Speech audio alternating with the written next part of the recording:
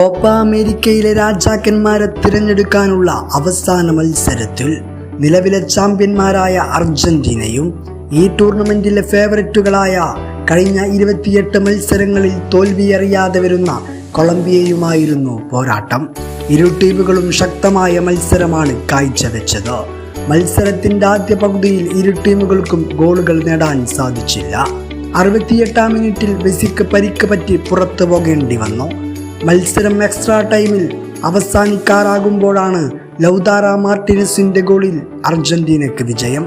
വിരമിക്കാൻ പോകുന്ന അവരുടെ മാലാഖയ്ക്ക് Angel Di മരിയയ്ക്ക് ഇതിലുമേറെ ഭംഗിയായ യാത്രയപ്പ് കിട്ടാനില്ല.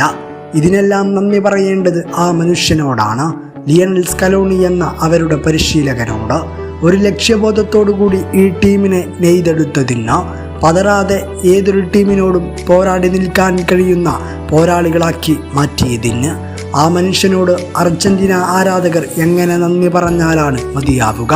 ലാറ്റിൻ അമേരിക്കൻ രാജാക്കന്മാർ ഞങ്ങൾ തന്നെയാണെന്ന് കിരീടം നിലനിർത്തി അർജന്റീന വീണ്ടും ഫുട്ബോൾ ലോകത്തോട് വിളിച്ചു പറയുന്നു.